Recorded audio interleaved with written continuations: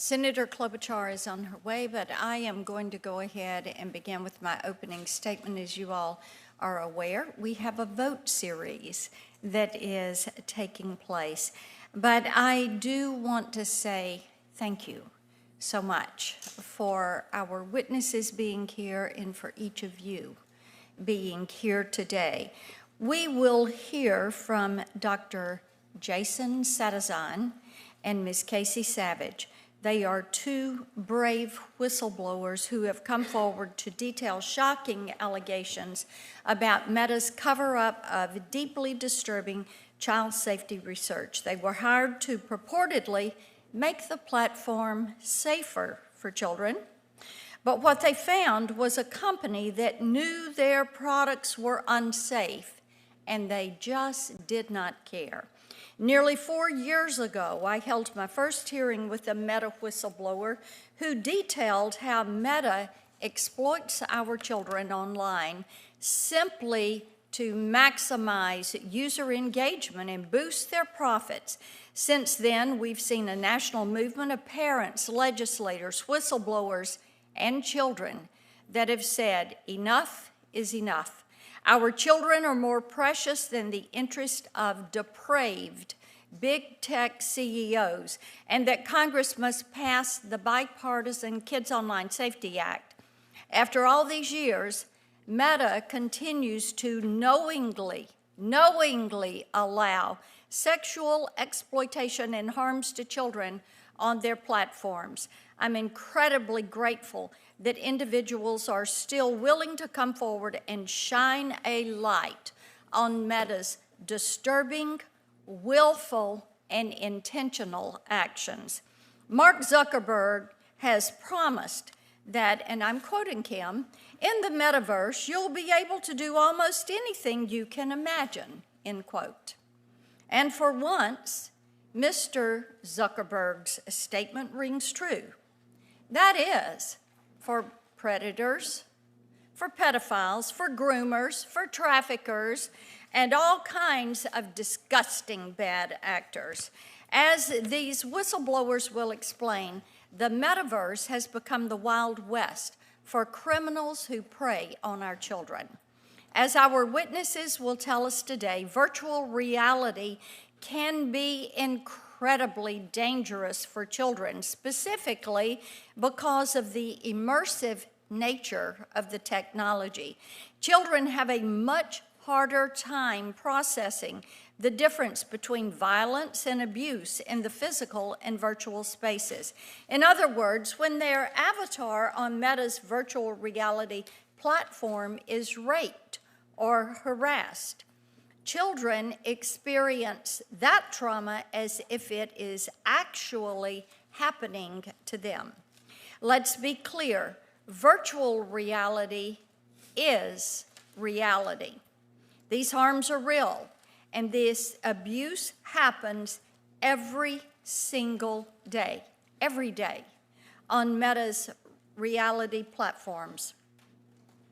One employee stated on an internal message board in 2017, and again, I quote, "We have a child problem, and it's probably time to talk about it," end quote. That was 2017. One of their employees stating, "We have a child problem." But years later, Meta's C-suite has zero interest in these findings. According to these whistleblowers, Meta executives decided they didn't want to see research detailing how harmful their products are to children. So they unleashed their attack dogs within Meta Legal on the research teams, intent on creating a rosy picture of their products. Meta Legal manipulated research methods and buried negative data. Meta instructed researchers to avoid asking teen survey participants questions which might lead them to discuss harms they've experienced because of Meta's design. And when their suppression didn't work, they just simply deleted the evidence. They erased it, so no one would know. In one user review, Meta's Horizon Worlds was dubbed, and I quote, "the pedophile kingdom," end quote. This makes clear what we have known for years, that Meta profits from the sexualization and abuse of children. If you need another example, look at the recent report that Meta's own internal guidelines allowed AI chatbots to engage in sensual conversations with children. Their refusal to protect children and to instead profit at the expense of kids' safety, this is revolting. It is heinous conduct.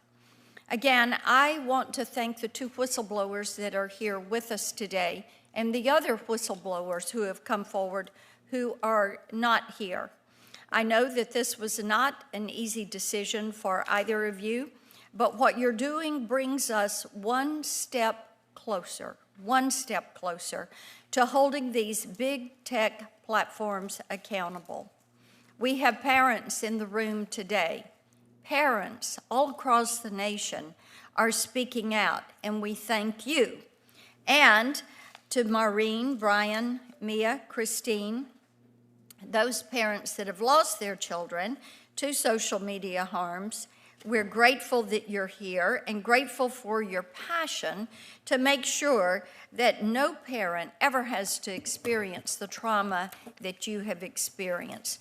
With your help, we will get the Kids Online Safety Act passed, and we will get it to the President's desk, and we will hold big tech accountable. Now, I turn to Senator Klobuchar. Well, thank you very much, Chair Blackburn, and thank you for your longtime leadership of this, as well as the very important bill that you and Senator Blumenthal have been proud to support it and be co-sponsor, are pushing through, and I've already passed the Senate one, so we're close. I have worked in this area for a long time myself, and have known the frustration of no matter what you seem to do, you get lobbied against and millions of dollars against you. And I just think we're reaching a moment where the time is up, and there are too many families and too many parents that are affected by this. I want to thank our two whistleblowers that are here. I'm sure you never in your wildest dreams imagined that you were going to be in front of a Senate panel in this way, but I want to thank you for doing the right thing. For too long, these companies have worked to attract kids to their platforms. They do so knowing that their platforms use algorithms that increase the risk of sexual exploitation, push harmful content, facilitate bullying, and provide venues, sadly, for dealers to sell deadly drugs like fentanyl. Meta cannot continue to turn a blind eye to these harms. It was in this very room with this very committee, maybe it was in a different room, but the same committee, where Mark Zuckerberg actually turned to some families who had lost children to drugs, who said, I'm sorry this happened. Well, sorry is not enough anymore, and we need to put in some rules of the road to stop this from happening. This is not the first time whistleblowers from Meta have come forward. In 2021, another whistleblower, Frances Haugen, testified that Meta knew that its products took a significant psychological toll on users. In that case, it was eating disorders. That testimony should have been a wake-up call for Meta, a chance to right the ship. Meta did make changes after her testimony, but not to protect kids. Instead, the company took steps to establish plausible deniability. Meta blocked, manipulated, hid, and deleted research that showed that its virtual reality products were frequently used by underage kids who were exposed to real and significant harm.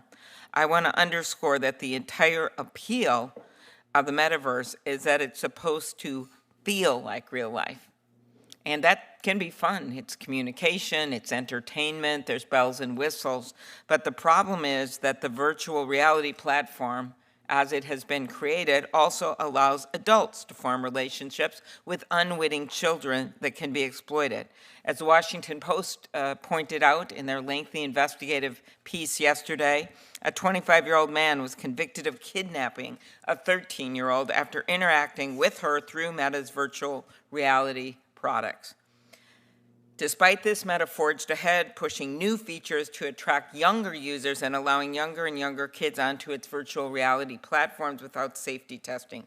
One employee from Meta estimated that more than 80% of users were underage in one of the virtual rooms. Adult users frequently complained virtual reality spaces were overrun by children.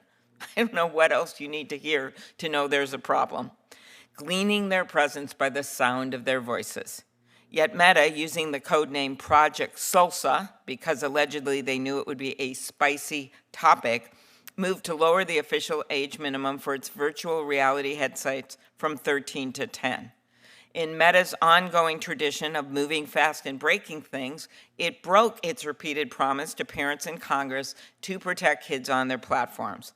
That's why a bipartisan coalition of 42 state attorney generals with wildly different political views on a number of things decided to take this on. And that included my attorney general in Minnesota, Keith Ellison.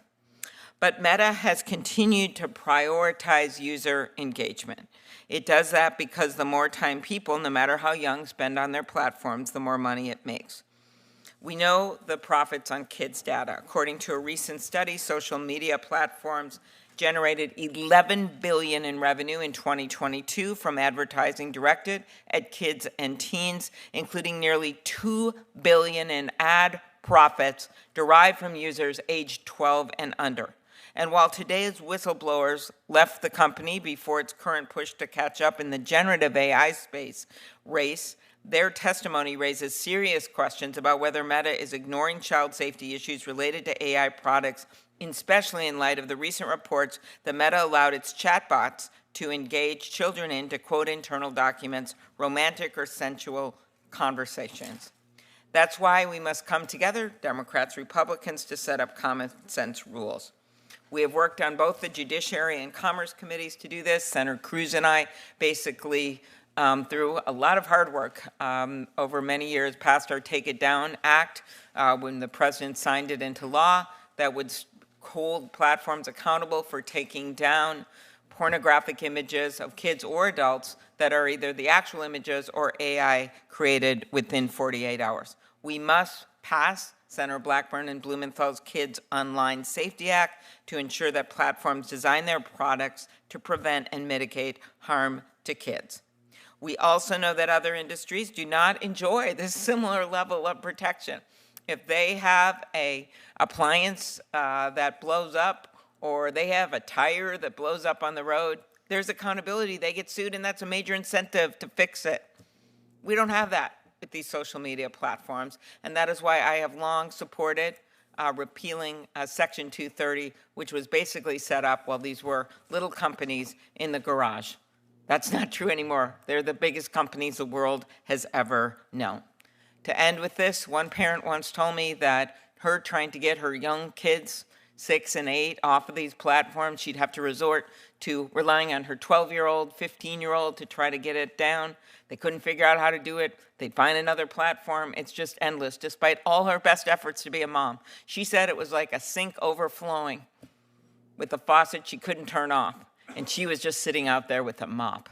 These parents need more than mops. They need us to pass this bill. Thank you, Madam Chair. Senator Grassley, you're recognized. And like Senator Klobuchar said, I want to compliment you on your leadership. Ever since you've been in the Senate, you've been fighting to protect children from social media abuse. During my time in the Senate, I've always fought for whistleblowers, both in the government as well as in the private sector. I've offered updates to the False Claims Act, the IRS whistleblower program, and other whistleblower laws. And just this year, I've helped almost 20 government whistleblowers get their jobs back. Whistleblowers are key to rooting out fraud, waste, and abuse. That includes the private sector, not just the government. On September 13th, 2022, ranking member of the Judiciary Committee and I, along with Senator Durbin, held a hearing on these very issues. A Twitter whistleblower at that time testified that disclosing to this committee that Twitter potentially exposed user data to foreign intelligence agencies, including the government of China. His disclosures made public that the FBI notified Twitter of at least one Chinese government agent at the company. This month, I, along with Senators Blackburn and Hawley, sent a letter to Meta about the company's use of targeted ads against teenagers. Our letter highlighted concerns that Meta's potentially violating the Children's Online Privacy Protection Act. It's been alleged that Meta collected personal information from children under 13 years of age without parental consent. My oversight has also shown that these tech companies look to silence whistleblowers. Last year, I wrote to OpenAI about my concerns that they tried to silence whistleblowers, and I raised the same concerns this year with Meta. To address this, I've introduced bipartisan legislation to implement whistleblower protections in the artificial intelligence industry. Now it's been alleged that another Meta whistleblower, Jason Satishson, has suffered retaliation. For example, in March of 2023, he received a performance review stating he, quote, exceeds expectation, end of quote. Then in October 2023, he raised concerns to his leadership that Meta had been violating the Children's Online Privacy Protection Act. So what did Meta do? After spending 6 years at Meta with promotions and positive performance, they fired him 6 months after his disclosure. Ms. Savage also raised concerns about Meta's compliance with the law. Instead of addressing her concerns, Meta's lawyers reportedly told Ms. Savage to make sure that her work did not put the company, quote unquote, at risk. I often say that whistleblowers are treated like skunks at a picnic. It appears our witnesses, as well as other whistleblowers who've approached me, have unfortunately been treated like those skunks. Last year, we've been working on this for a long time, I should say, not just last year. So I thank you folks for your courage and bravery in coming forward to Congress. I and my colleagues will continue our investigations. Thank you, Mr. Chairman. Senator Blumenthal.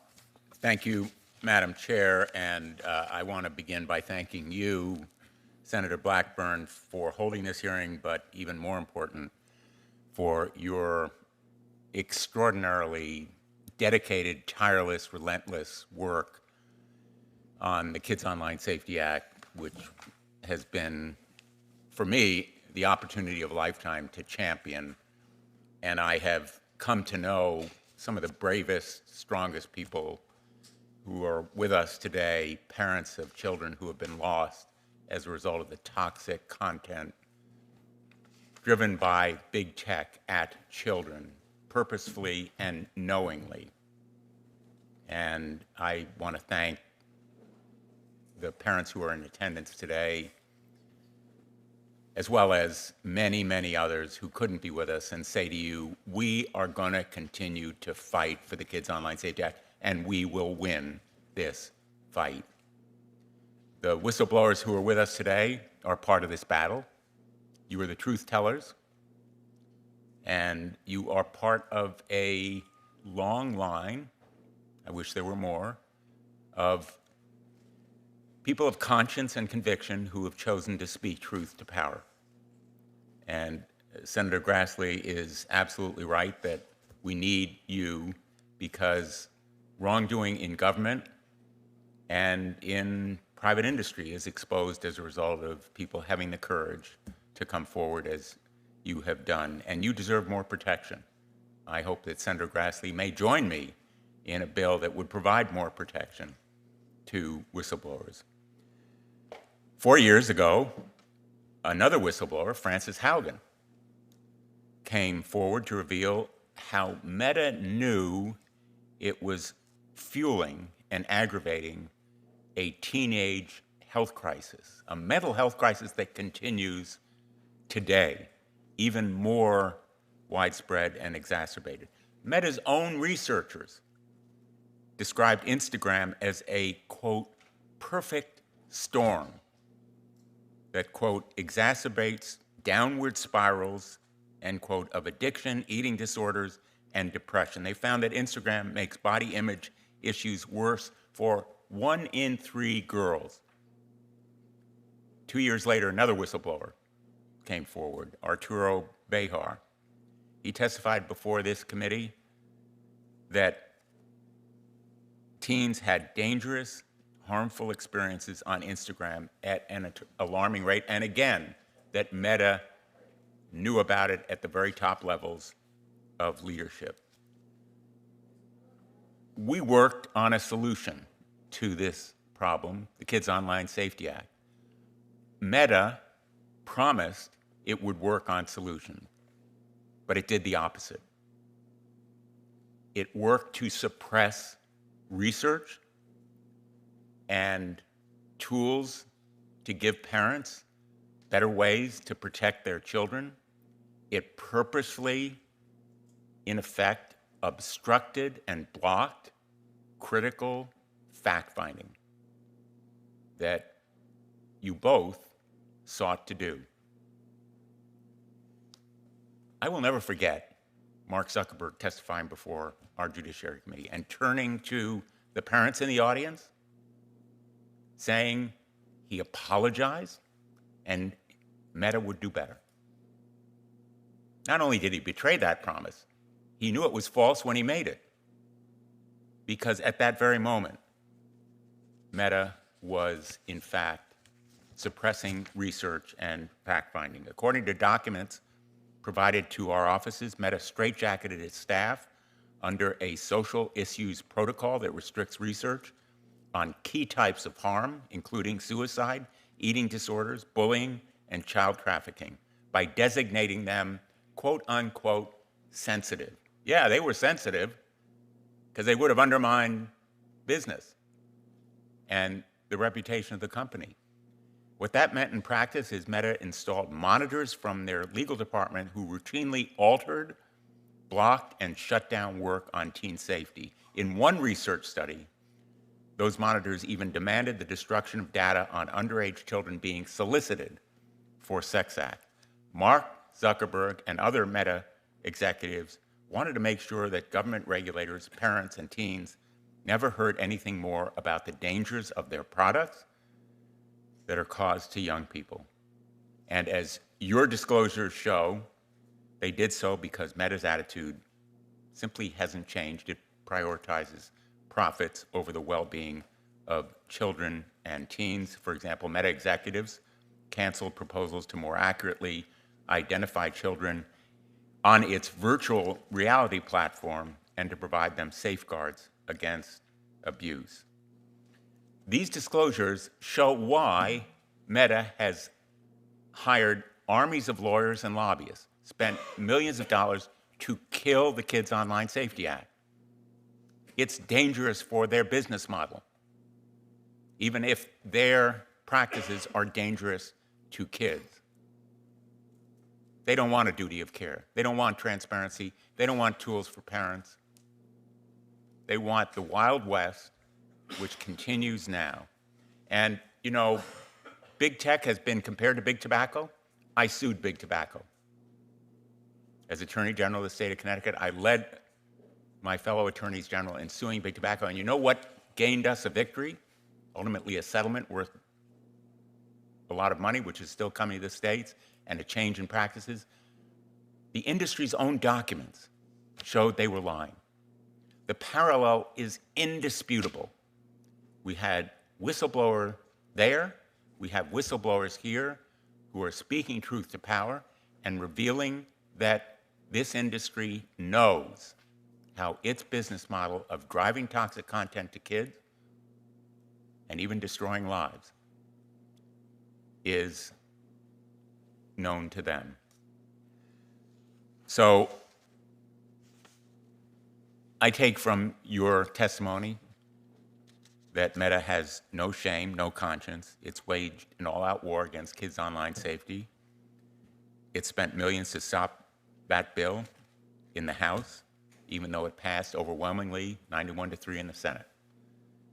The majority of the American people, the vast majority, 91-3, bipartisan, want this measure. We're here to demand it, and we're going to keep fighting until we get it done. Thank you, Madam Chair. Senator Durbin, do you have a statement? Skip it. Okay, I will skip you for now. At this point, I want to introduce our witnesses. Dr. Jason Sadazan is a researcher with over 15 years of academic, social media, and video game development experience. Most recently, he was a staff user experience researcher at Meta, where he worked for over 6 years until 2024, leading research on marketplace integrity, virtual reality, ranking algorithms, and emotional and physical harm to vulnerable populations. Prior to his role at Meta, he earned his PhD in integrative neuroscience from the University of Chicago, where he was also a graduate researcher before developing video games and accessibility features at Sony PlayStation. Ms. Casey Savage is a user experience researcher with 12 years of experience in academic, virtual reality, and social media research. After earning her master's degree in positive organizational psychology and program evaluation from Claremont Graduate University, Ms. Savage worked as a user experience researcher for a startup in T-Mobile before joining Meta in 2019. During her 4 years at Meta, she worked on Facebook Marketplace, Facebook Jobs, Facebook Groups, and virtual reality.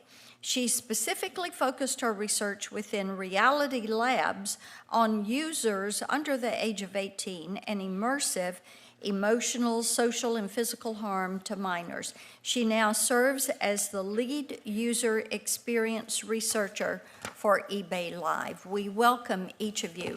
At this time, I would like for you to rise and raise your right hand.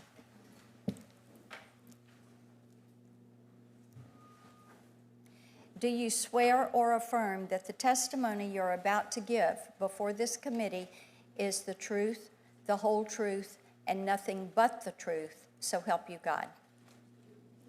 Thank you. You may be seated. Both witnesses answered in the affirmative. You each have 5 minutes for your opening. Dr. Sadazan, you're recognized.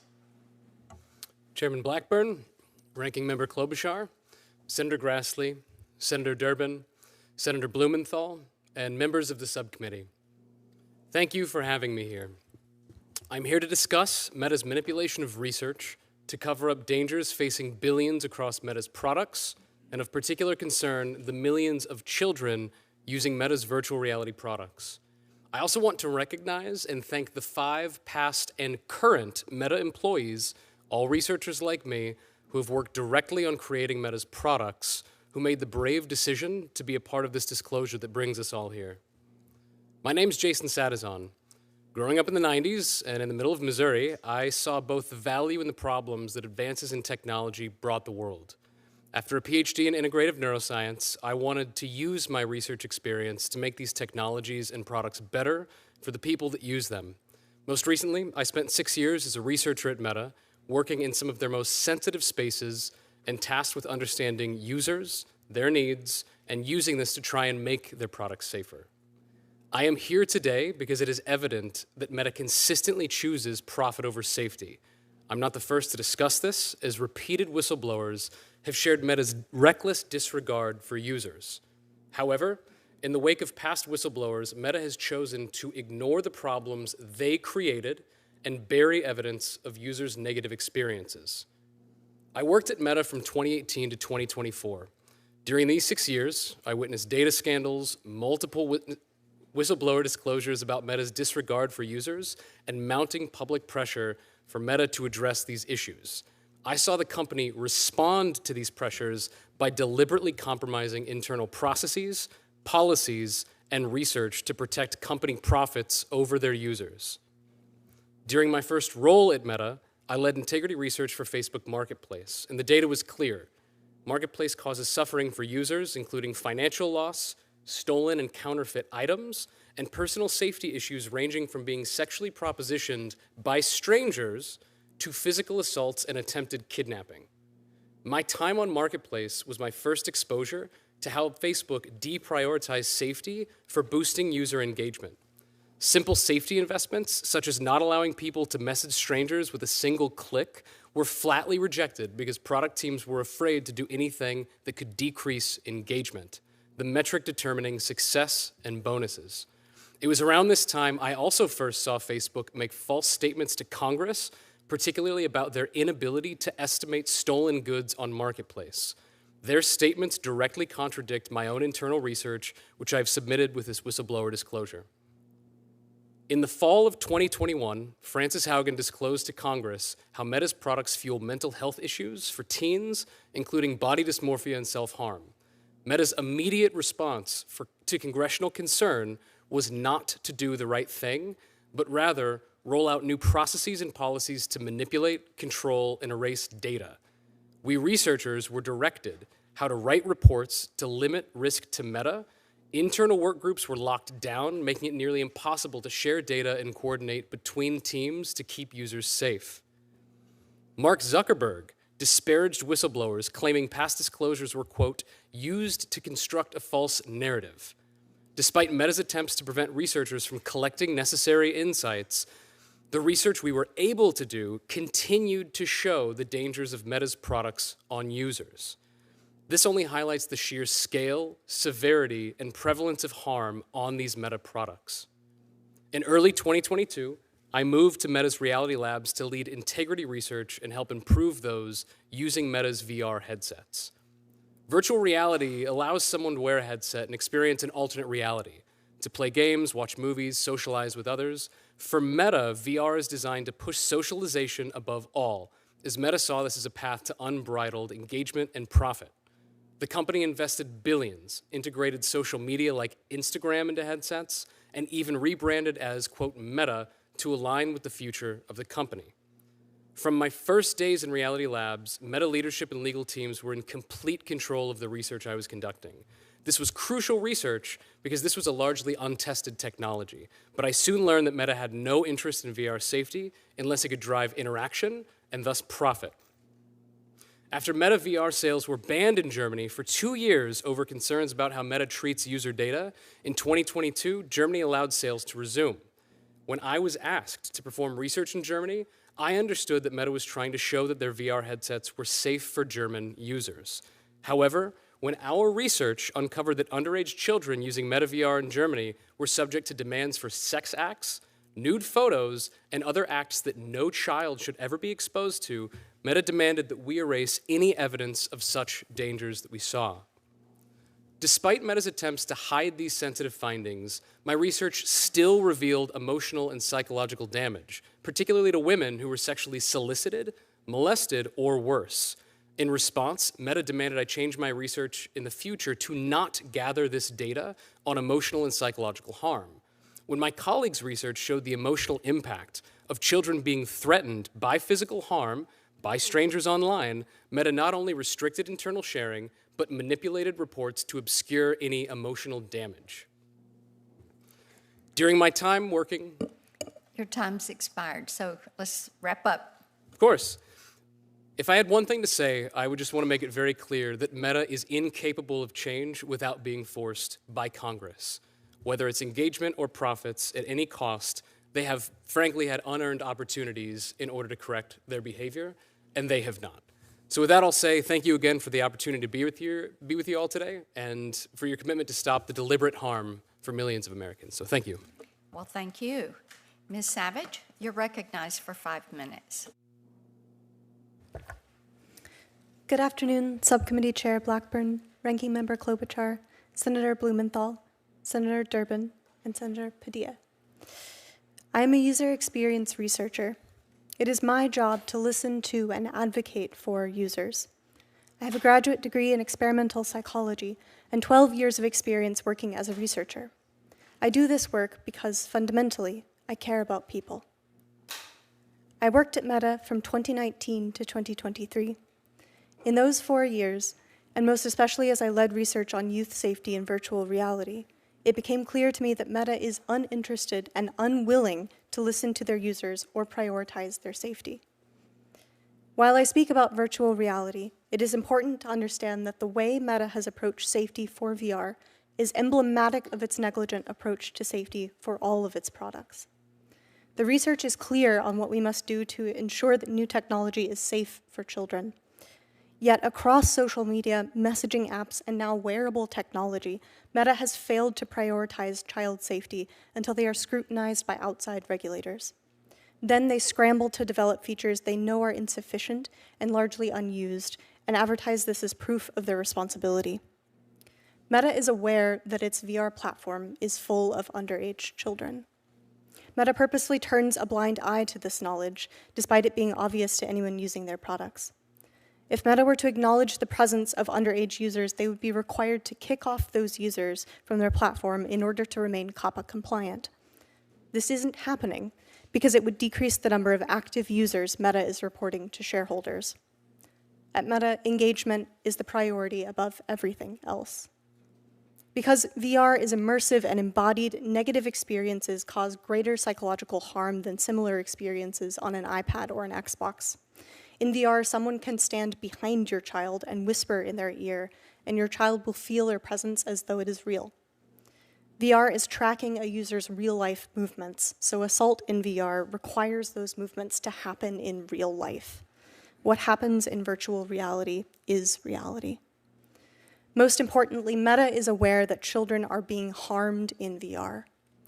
I quickly became aware that it is not uncommon for children in VR to experience bullying, sexual assault, to be solicited for nude photographs and sexual acts by pedophiles, and to be regularly exposed to mature content like gambling and violence, and to participate in adult experiences like strip clubs and watching pornography with strangers.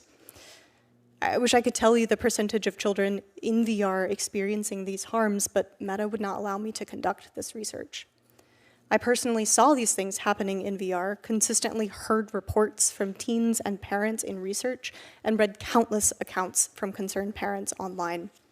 It's easy to learn that children are not safe using Meta's VR products just by reading public reviews like this one.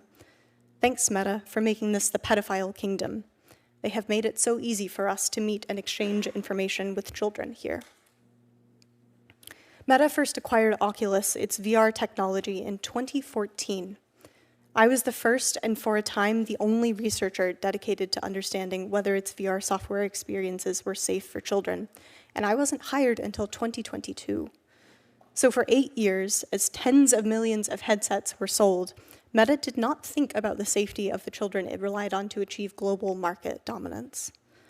Throughout my time on Meta's VR youth team, child safety issues regularly went unresearched, despite the frequency and severity of the harm.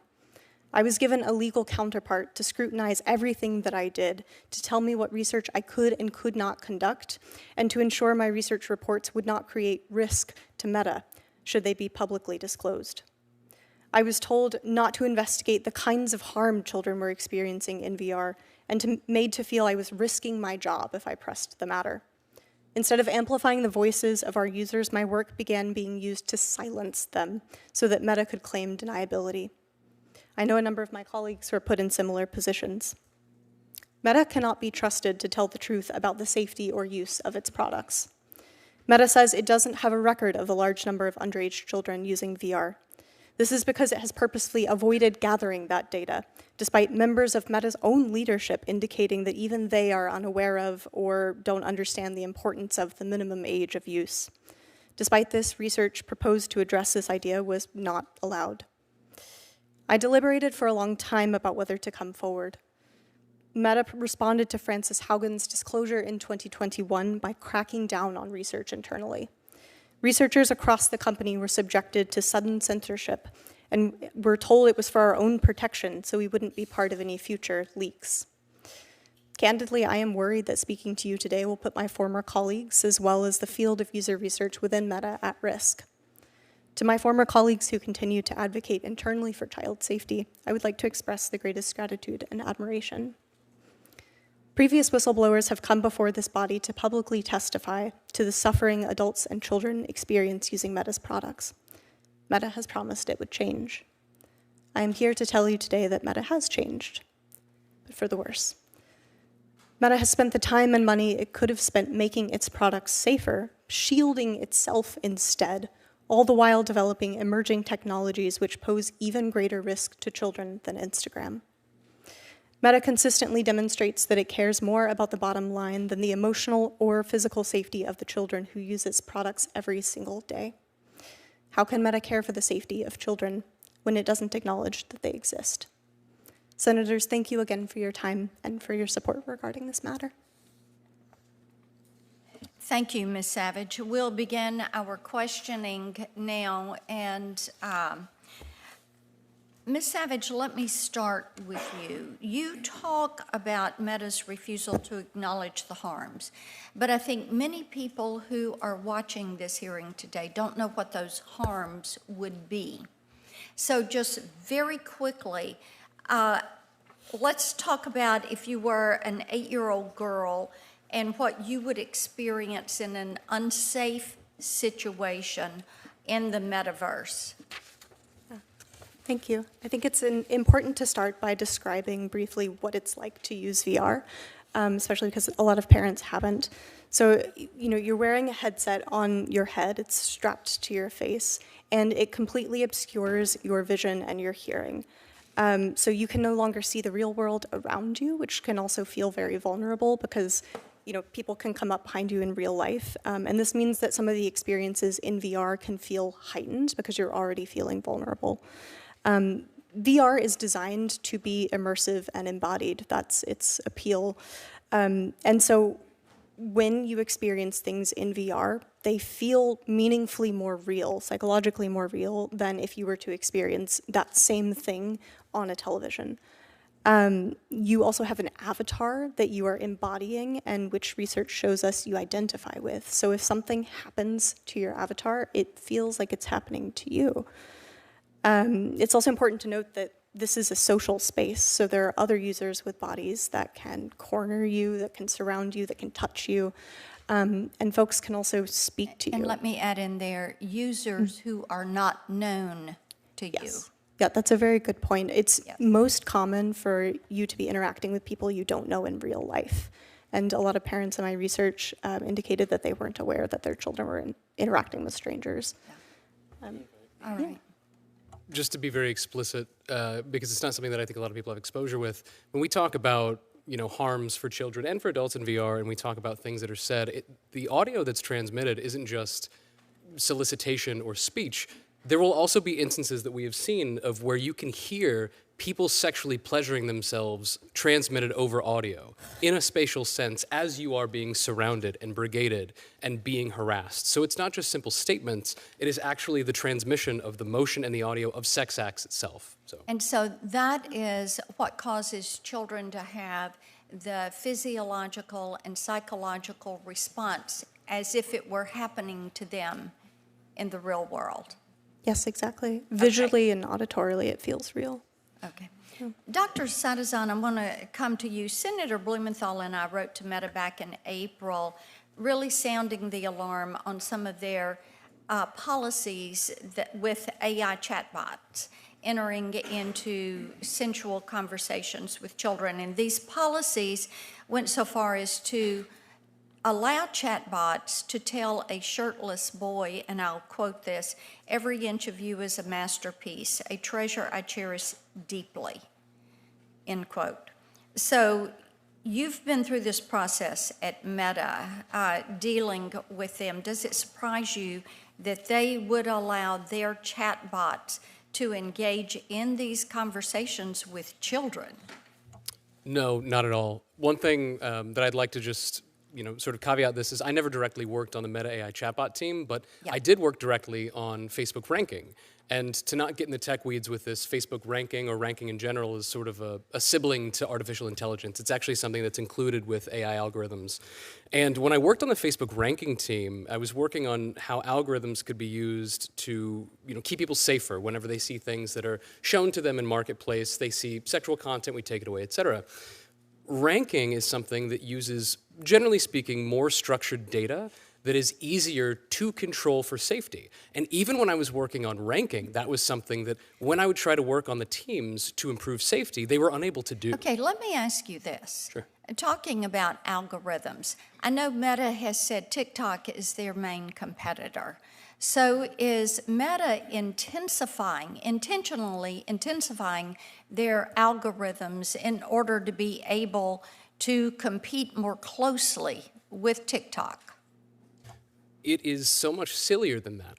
When I attempted to look at things called coefficients or variables to make these algorithms safer, the engineers themselves told me that they didn't actually look at them because if the algorithm predicted it and engagement went up, then it must be good. So to answer your original question, no, this doesn't surprise me at all because in the context of something like ranking, if they can't figure it out, I have no idea why they would ever be able to figure it out with an AI as well. Got it. Senator Klobuchar, you're recognized. Thank you very much, Madam Chair. Thank you for your testimony. Mr. Sadazan, we talked about Frances Haugen and her testimony. And in 2021, I asked whether the work of Meta's internal researchers, people like yourselves, is thorough and reliable. She said then that Meta had a top-ranked research program and that its researchers were some of the biggest heroes inside the company in answer to my question because they were willing to boldly ask real questions, which I truly appreciate. I believe that for many of them that was true. Could you tell me how did Meta's top-ranked research program, which you were a part of, change after she exposed that Meta's platforms frequently cause significant harm to young users? And be somewhat brief, thank you. Of course. So from after 2021, after the Frances Haugen disclosure, there was essentially what I always refer to as a funnel manipulation put on research. What I mean by that is every stage of research before, during, and after its creation was locked down, monitored by either legal teams or management themselves. I'll be very brief. To summarize this, one, my colleague brought up is legal surveillance. That's having a lawyer constantly look over things and possibly edit them. That is limiting the topics, the questions, the methods that you can use before you even collect data. It's the monitoring of research. So you might have legal actually watching the data you collect, and you are told to erase it proactively if they believe it is too sensitive. And it's even going as far to once reports are written, legal will go in and directly alter the findings themselves or demand that you take them out before publishing them. Generally speaking, there was this increase after 2021 to also silo the research into sort of closed off areas. And so my ability to go to my colleagues and talk about safety and say, hey, here's some data that you need on Facebook groups, et cetera, went away. Okay. Let me just do that was very helpful, some quick yes, no questions, because for one of the things that I think really bothers these parents who've lost children or have children who are just simply addicted to these platforms is that it appears, and there's good proof, that they are more interested, the company, in their bottom line than protecting these kids. So did Meta stop, just yes, no, did Meta stop research projects into child safety, do you believe, because it didn't want to know the result? Yes. And did Meta restrict the information researchers could collect about child safety to preserve plausible deniability? Yes. And did Meta alter research designs to avoid collecting certain information? Yes. And did Meta modify research reports and results? Yes. And did Meta require researchers to delete data that showed harm to kids that was occurring on its platforms? Yes. Okay, I think that says it all. Thank you, Ms. Savage. While at Meta, you proposed research to better understand the age of children using virtual reality. So now we're now phasing into our current state. This project, called Project Horton, right? Horton the Who, it was named after a Dr. Seuss thing, because these kids are that young, was initially approved by Meta's chief technology officer and funded for more than $1 million. Is that right? That's correct. So what happened to that research project? It was canceled with no explanation, which at Meta is very unusual. And given that the research was approved by the company's chief technology officer, who at Meta could have overruled that decision and shut the project down? To my knowledge, the only other person is Mark Zuckerberg. Why do you think Meta's top leadership canceled the research? If Meta were to improve the quality of its ability to identify the true age of its users, it would be required to shut down such a large number of accounts that it would meaningfully drop their engagement metrics. Mm-hmm. How does turning a blind eye to the actual age of a young user in virtual reality put young users at risk? In so many ways. Part of development is that children are still developing the ability to distinguish between reality and fantasy. So particularly for very young children that are in VR, things that happen may have more significant psychological effect. The research on this is still ongoing, so we don't know the full extent of this. But of course, the most egregious harm that we're aware of currently is that VR is very social, and it's typical that that social interaction is happening between a child and a stranger. And avatars all look the same age, so whether that other person's a child or an adult, we don't know. So the Children's Online Privacy Protection Act requires parental consent for the collection of personal data of users under 13, yet we have heard testimony today that Meta knew users under 13 were on its virtual reality platforms. Instead of addressing the issue, Meta, we believe, suppressed research that could have confirmed the presence of young users. How prevalent in your mind were users under the age of 13 on Meta's virtual reality platform, and was Meta aware of the problem? It's such an issue that every single time I have used VR personally, the majority of individuals that I have observed or interacted with have been audibly under the age of 13. It is something that is the top complaint, to my knowledge, publicly for any other user that uses VR. It's something that our own, or Meta's own, leadership would frequently post and be like, hey, here's a video of my 6-year-old. And was Meta's leadership aware of the presence of kids under 13 then? Yes. Did Meta take any steps to ensure it was not collecting data from these young users without parental consent? It didn't have the ability to identify which users were under 13, so it wouldn't have had that ability. Okay, last question. Back to you, and very briefly, Mr. Sarazan. Last month, I sent a letter with Senator Schatz, Britt, 7 other senators, to Meta, raising significant concerns about its internal policies that allow its generative AI chatbots to have romantic or sensual conversations with kids. Given your experience, do you think Meta was aware of the potential harms to kids that could occur by letting its chatbots engage in such conversations with kids? Yes, Meta has direct and global initiatives for years now to target youth across all of their products. Do you have any reason to believe that Meta is doing more to protect kids in its AI work than its virtual reality work? To my knowledge, no. Thank you. Ms. Savage, let me just pick up where Senator Klobuchar just left off. You said that in your experience, a majority of VR users are under the age of 13? That's correct. And that this is apparent to Meta leadership, you said? Yes, it's apparent to anyone who uses the product. Who in particular in Meta leadership? I'm curious if you remember any particular posts, but I know it's apparent to at least C-suite. Correct. There were legal directors, for instance, who would consistently monitor employees who would post underage videos of their own children using VR. So this was directly visible to leadership who were posting these videos and having it removed internally. Mark Zuckerberg is aware of this, yes or no? He would have to be. Oh, sorry. That's a yes, Dr. Zadis. Ms. Savage? The only way that he would not be aware is if he had never used his own headset. Well, that's extraordinary. And it's particularly extraordinary because let's take a look at actually Mark Zuckerberg's testimony. Mark Zuckerberg has testified before this committee as recently as just last year, January 31st, 2024. Let's put it up so we can see it. He says, this is Zuckerberg testifying, we don't allow people under the age of 13 on our service. So if anyone who's under the age of 13, if we find them, we remove them from our service. And then in response to another question, he says, we don't want users under the age of 13. We don't want users under the age of 13. Ms. Savage, is this true? It's an interesting quote. I mean, it would require the user to be honest about their age, in which case Meta would kick them off. But from research, even before Meta acquired the Oculus technology, we know that children are usually not using an account that accurately reflects their age for several reasons. The want part is interesting to me. I don't think their behavior matches that sentiment. Dr. Zadison, is it true that Meta does not want users under the age of 13 on the platform in any of their services? I'd like to go back to the point that you made in response to this, is that if they did, their value, their engagement, their profits would go through the floor.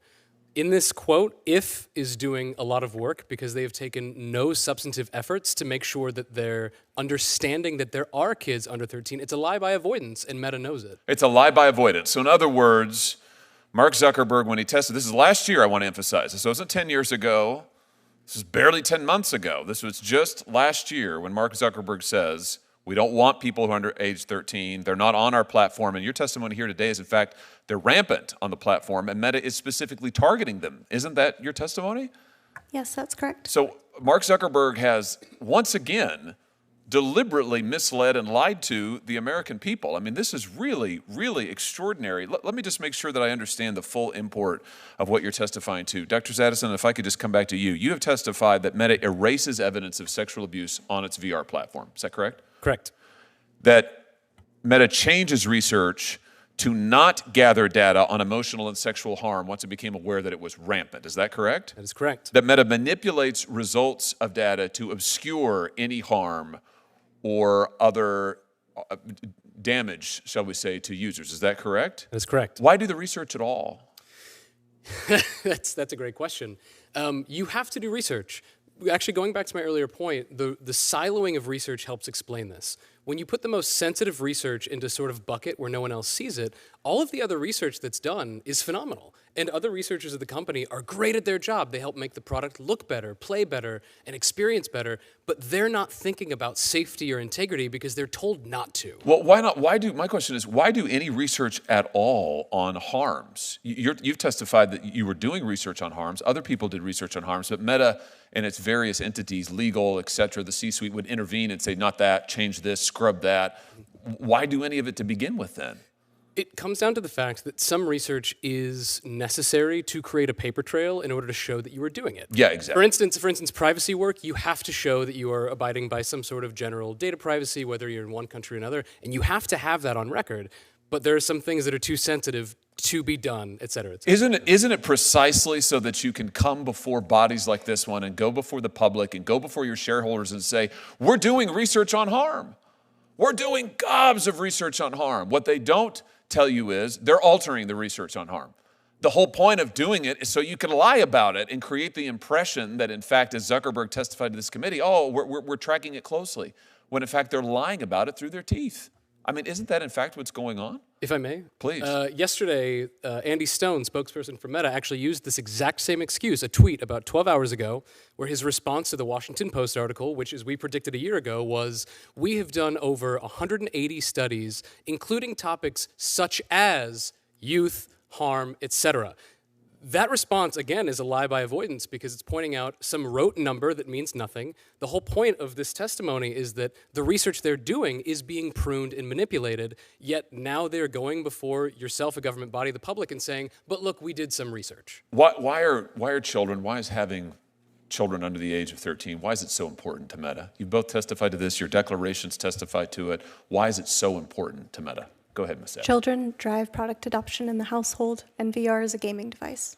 So they drive product adoption, which means what for Meta? Just cash it out for us. That means the reason that families buy VR headsets is for kids. Which means more money for Meta. Yes. So this is about profits at the end of the day. Yes. Let's just be really clear. Meta's number one bottom line is money. It is profits, bar nothing. That's it. And what you're testifying to is they will do anything, including exposing our children to the most vile sexual abuse if it means more profits for Meta. Have I got that right? Yes. If I may. Please. When I was doing research to identify the harms that children were facing in VR, which I had to be sneaky about because legal wouldn't actually let me do it, I identified that Roblox, the app in VR, was being used by coordinated pedophile rings. They set up strip clubs and they pay children to strip, and that Robux can be converted into real money. So, and I flagged this to Meta. I said, under no circumstances should we host the app Roblox on their headset. You can now download it in their app store. I'm going to turn this back over to the chairwoman because my time has expired. I just want to end by saying this. It is abundantly clear to me that it is time to allow parents and victims to sue this company. They have got to be able to get into court and to get in front of a jury and hold this company accountable. And that begins with Mark Zuckerberg. There has to be accountability. We need to open the courtroom doors and allow victims to have their day in court. Thank you, Madam Chair. Senator Padilla, you're recognized. Thank you, Madam Chair, and thank you to the witnesses for being here.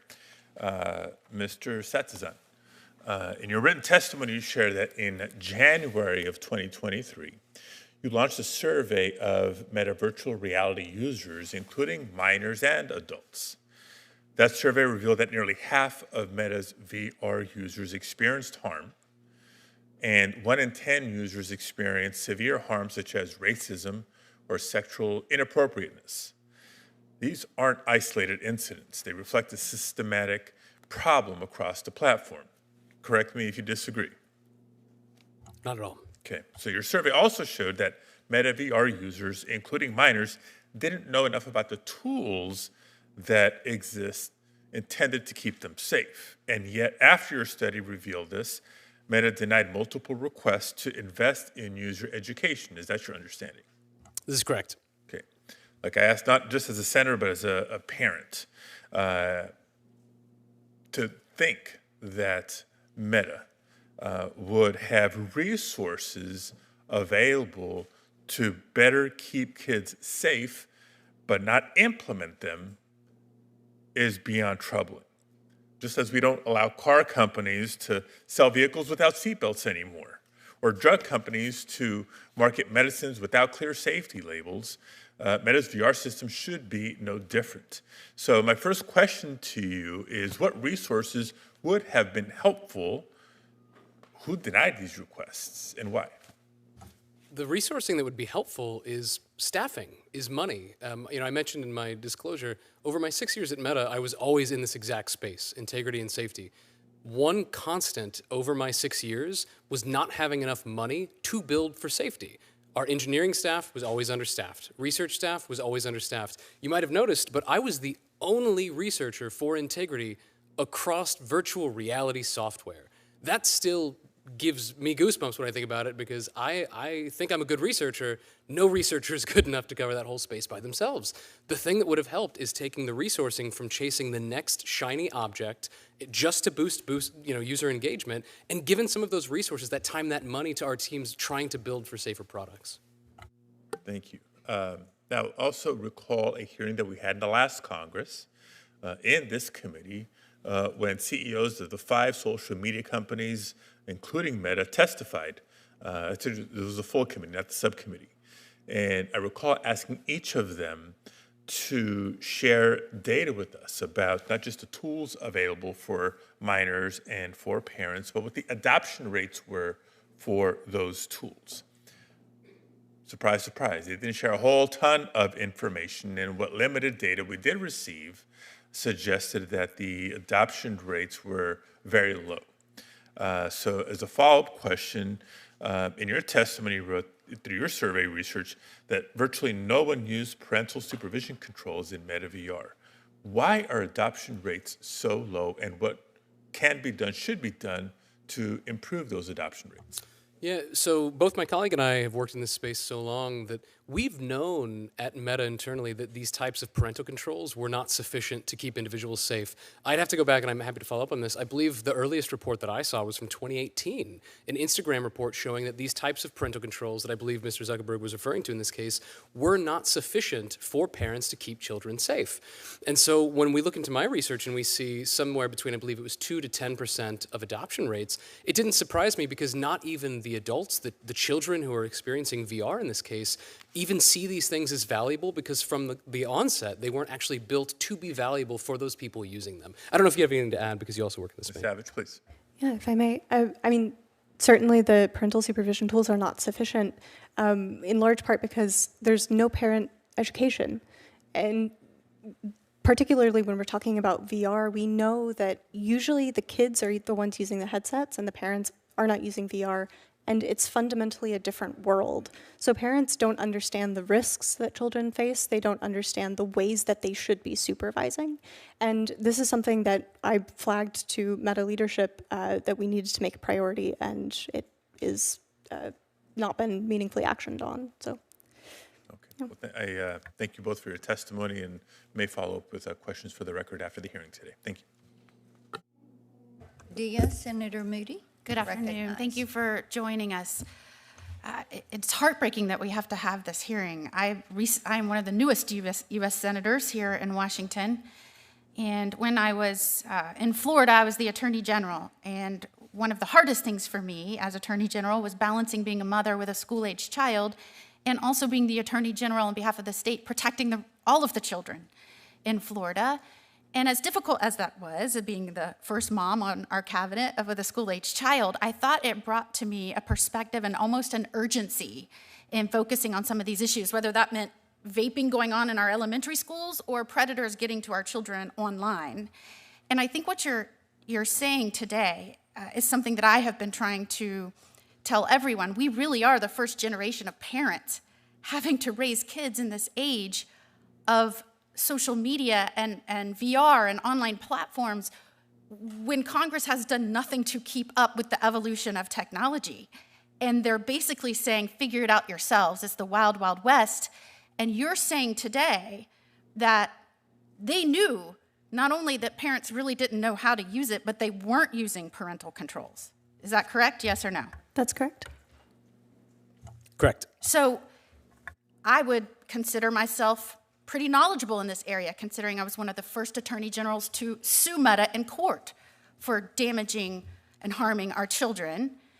And yet, it doesn't surprise you that someone like me, who has all of this knowledge, had to go to my own child and say, how do I find the parental controls? Not at all. Not at all. And you believe that Meta knew this? Yes. Yes. One of the other things that is shocking, what I've tried to tell other parents, and they're finding this out slowly yet surely, because if their children haven't been harmed, their friends have been harmed. And we used to say, had rules that we all knew as parents. Don't go up to that van. Don't take that candy. Don't do this. Don't talk to that stranger. Stranger danger. Stranger danger now exists in our children's bedrooms. Is that correct? That's correct. Correct. And did you find in your research, and is there documentation at Meta, and do employees know that children under 13, or let's say children under 18, are being propositioned and harmed by by predators? Yes. Yes.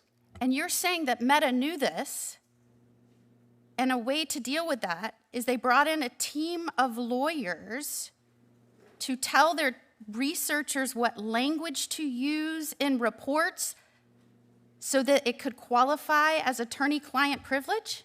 Yes. Correct. So if there was a warehouse and someone knew that children were inside that warehouse being harmed by adults, do you think it would be sufficient to have a lawyer work with the people outside to make it conducive or allow for or cover up what was happening to the children in the warehouse? Of course not. Not at all. But because it's on an online space, we're expected to all just take it because they brought in a team of lawyers and taught them what language to use? And they think parents don't know about the warehouse. And I believe there was a report that said Meta proposed 2 ways that researchers could limit the risk of conducting sensitive research. One suggestion was to loop lawyers into their research, protecting their communications from adverse parties, and I'm using quotes there. I'm assuming the adverse parties mean parents and kids, due to attorney-client privilege. Researchers could also write about their findings more vaguely, avoiding terms like non-compliant or illegal. Is that correct? Yes. Is that correct? It is correct. I've been a lawyer, I've been a judge. I don't know if attorney-client privilege covers lawyers that are complicit and help with facilitating an ongoing violation of law, especially when it relates to harming children. But yet, you as researchers were instructed to use different language and include lawyers so that this could all be shielded? Yes. May I add something to this? Please. We were also threatened by lawyers. I want to make that clear. It wasn't a suggestion. It wasn't research guidance. Meta's already claimed that in the Washington Post. It wasn't legal being able to make the research better. We, both of us, had met with legal, and they threatened our own jobs if we did not do this. One of the quotes they said was, you wouldn't want to have to testify publicly if this research was to get out, would you? And we're here, so clearly we didn't mind that. Well, aside from ethical obligations of lawyers, I'm pretty sure attorney-client privilege doesn't cover the cooperation and planning and enabling of the continued violation of laws. And I appreciate you, Madam Chairman, for being here today and conducting this hearing. Absolutely. And before I turn to Senator Coons, I want to follow up on what you were saying. Here's the Oculus headset box. And we know that only 2% of parents use the parental controls. So when I got this, I went through looking for where are the parental controls. I have 2 grandsons. I know that they enjoy this. And right here on the bottom of the box is one tiny QR code, one SKU, right here, one code. And that is what a parent would have to go to after they put their glasses on to try to find this thing and then find that that is something that they can scan and then pull this up. I would just be curious, do we have any of the lobbyists for the social media platforms in the room today? I haven't seen anyone, I think. I think they probably don't have enough courage to come and face these parents that are here today. And again, we thank you. Senator Coons, you're recognized. Thank you so much, Senator Blackburn, Senator Klobuchar, for convening this important hearing today, and to our 2 witnesses for your courage, your determination to make sure that the truth gets out. Protecting our children from harm is the highest obligation all of us have. And it must have been so difficult for you to work for a company that in some ways does admirable things, delivers great services, but that as you served there longer and longer, you began to realize was knowingly and willfully blinding themselves to the harm that their products and services cause children, and then taking aggressive action to prevent you from studying or understanding the harm being caused to children, and then tried to prevent you from communicating about that to anyone. So here you are today, testifying in front of the Senate Judiciary Committee to a bipartisan panel that includes seasoned prosecutors and seasoned senators and parents and grandparents. And frankly, your testimony has been alarming, even jaw-dropping. To summarize, Meta prioritized engagement over safety for billions. And when you tried to inform them of demonstrable harm and risk to children, they first turned a blind eye and then tried to handcuff or blind you and others charged with research and promoting integrity.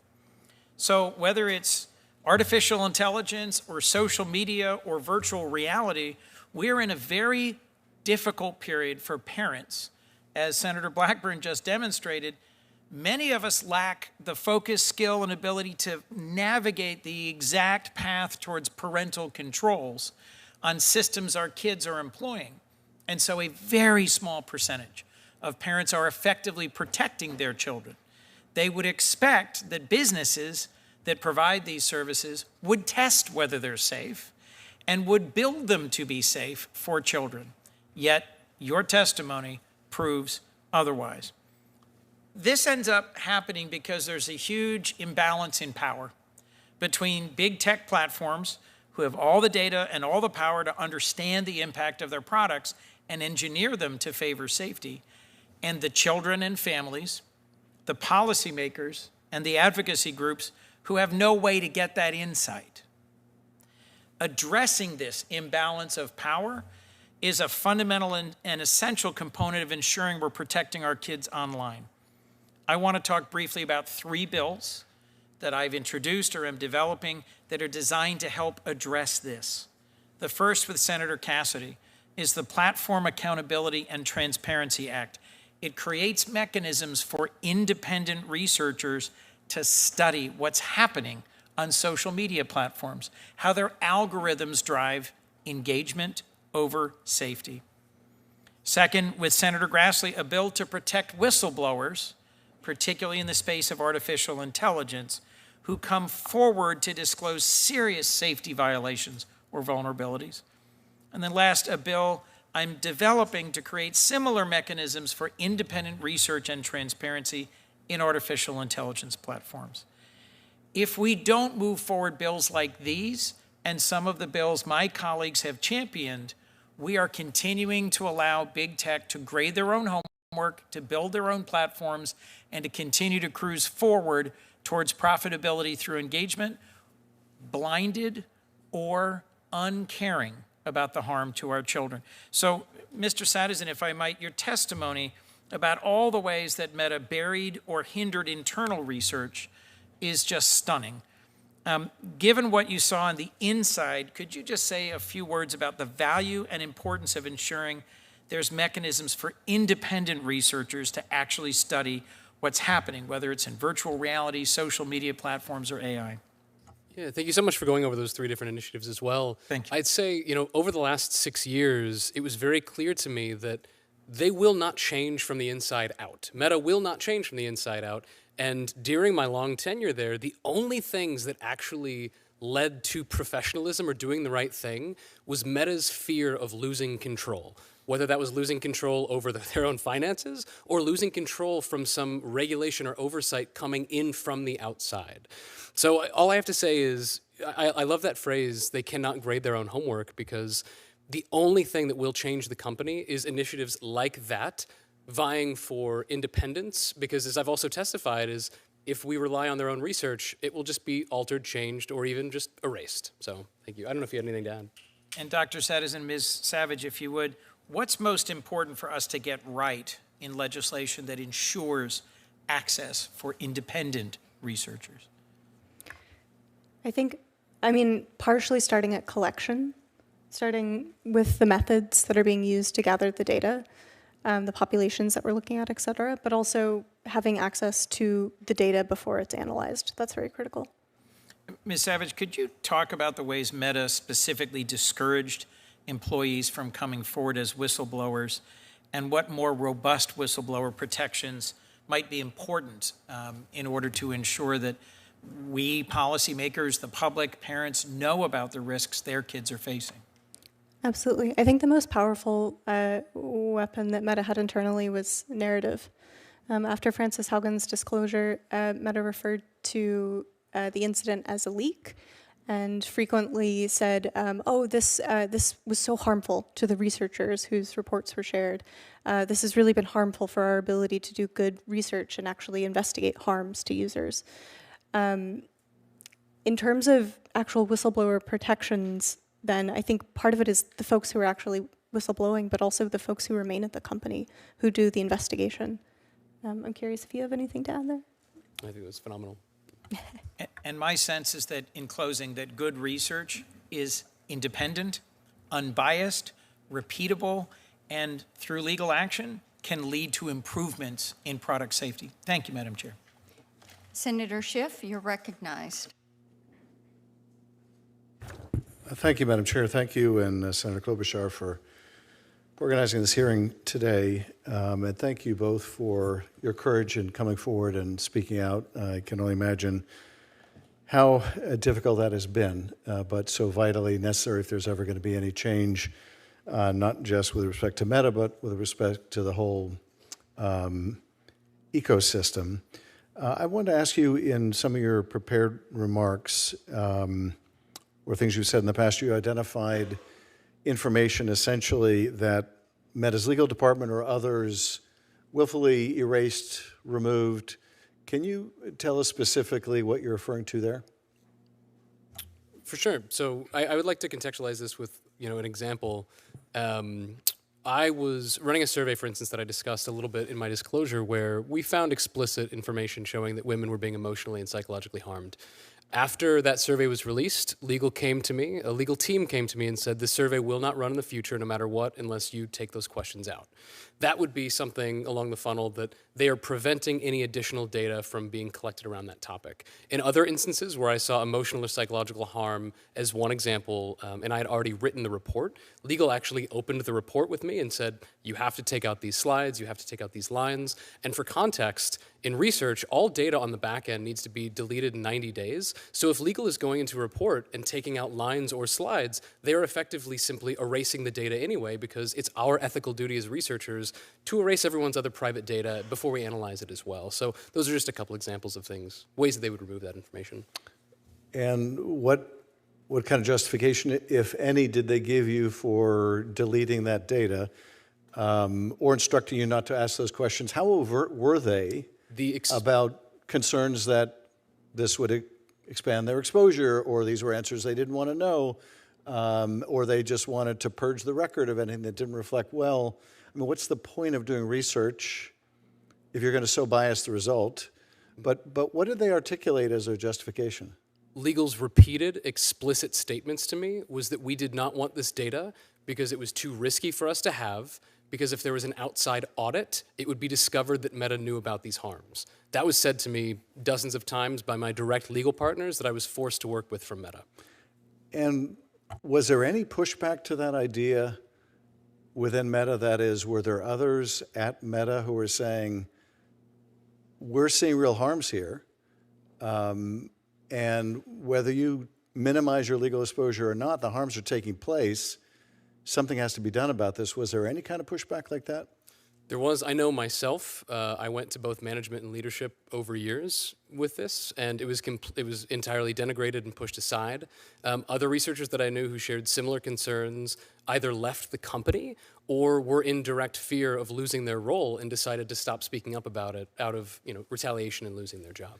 And the management that rejected these concerns out of hand, how did they reject them? What was their argument?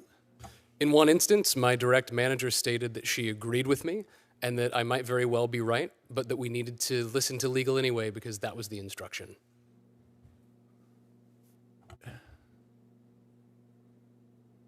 And did that kind of instruction, in your view, reflect the top leadership at the company essentially was legal, following what they believed to be the culture of the very top leadership at Meta?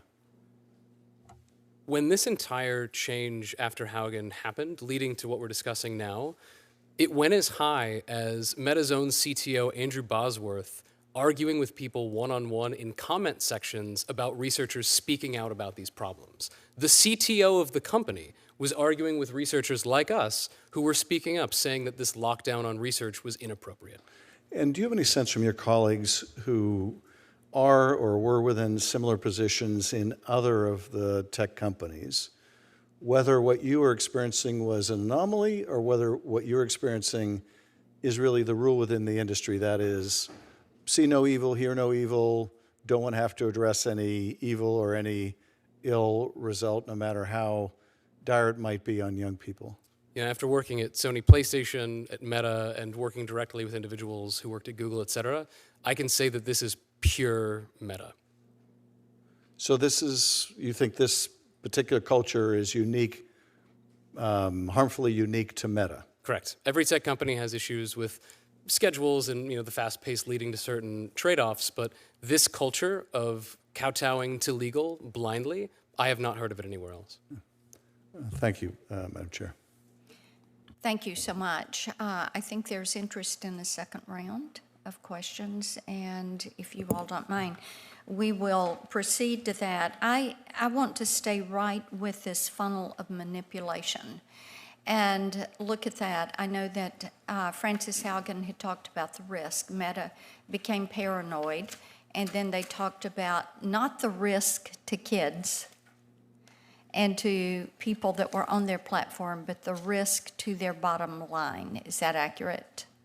Okay, y'all are nodding yes. That's correct. Okay, so in order to get legal protection so they couldn't be hauled into court, they went to third-party vendors, correct? And Dr. Sadazan, you want to talk about that for a moment? Correct. So one part of this funnel of manipulation was that legal's consistent guidance across nearly every study I ran, and I know my colleague Ms. Savage ran as well, was that we were required to have third-party vendors collect data for us. Just for the record, third-party vendors are individuals who are not Meta employees, but are paid via contract to collect data for Meta.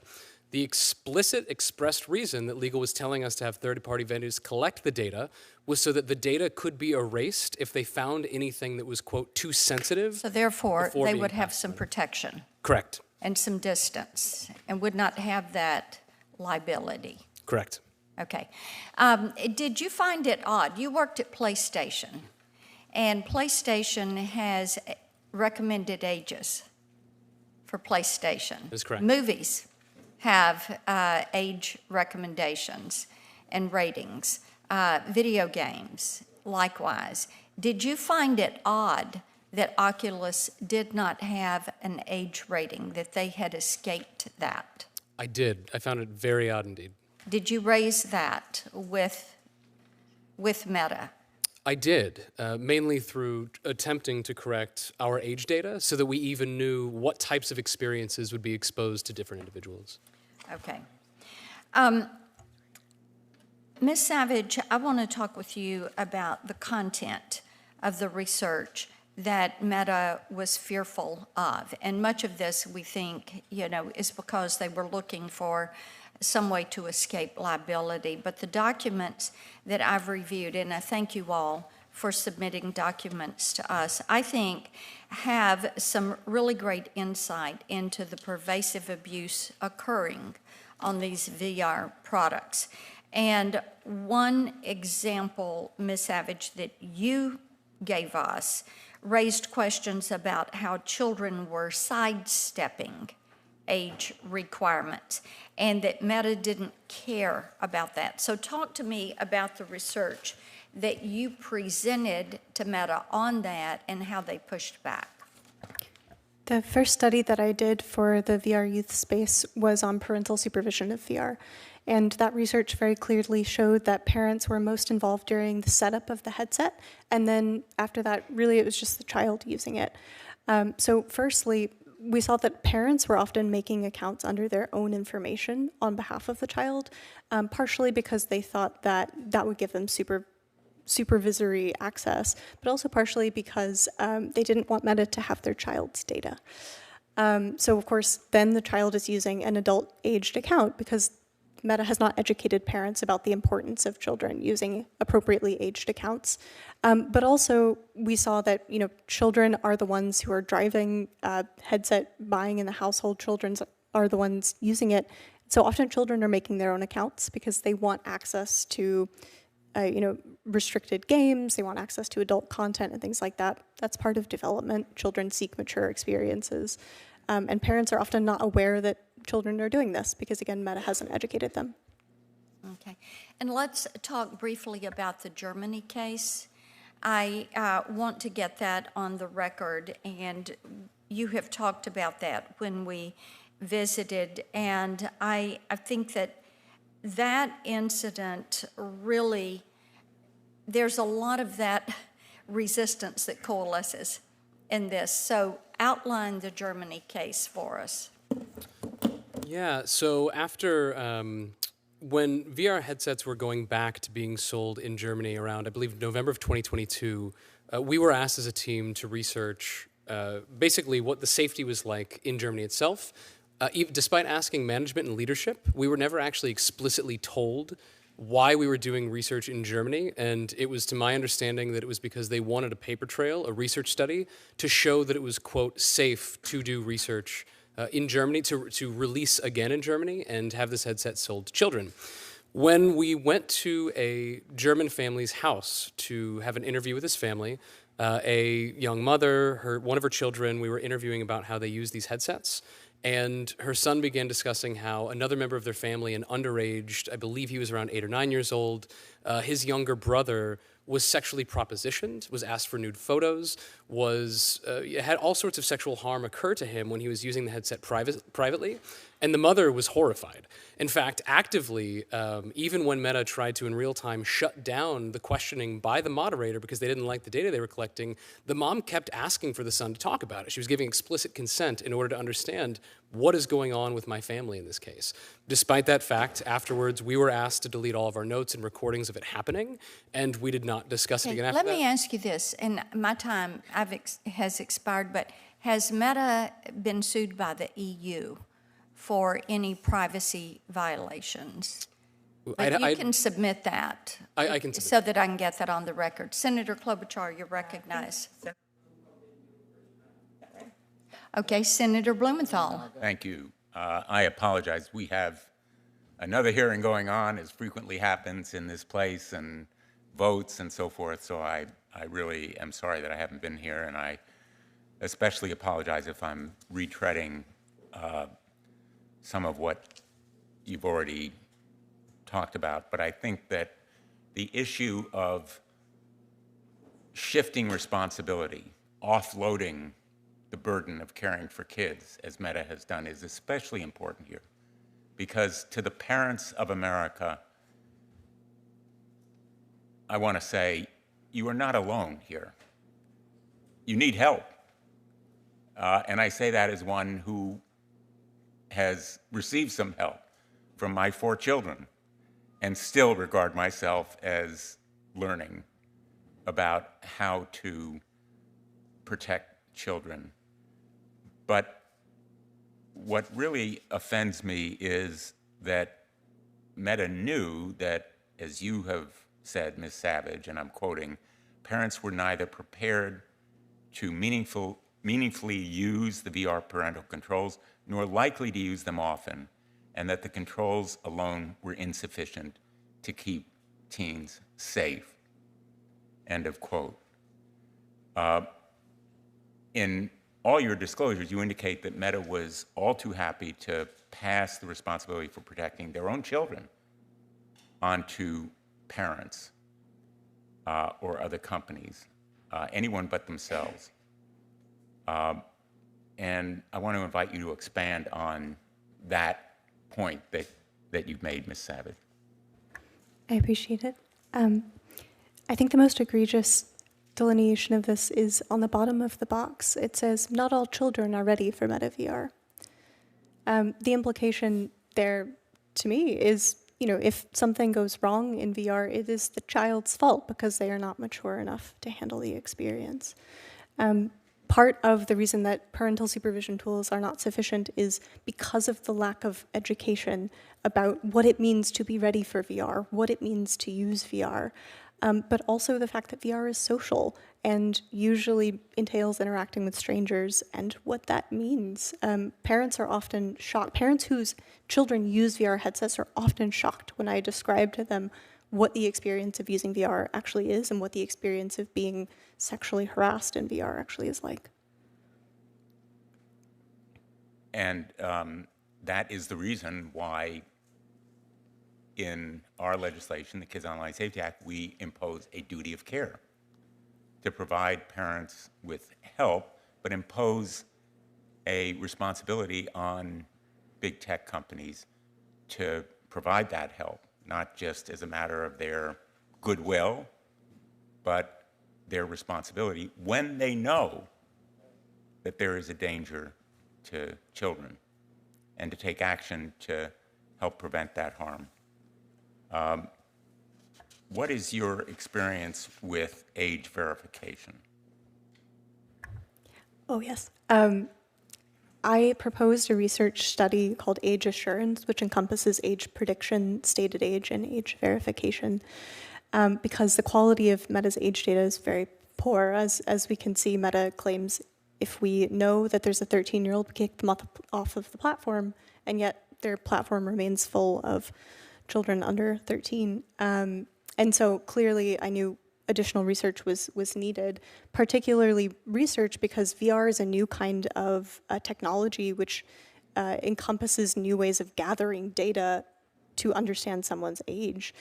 And that was the research that was mysteriously shut down. Part of verification, though, is the user needs to perceive some value, and they need to be willing to provide the company with information, either their birthday or their ID.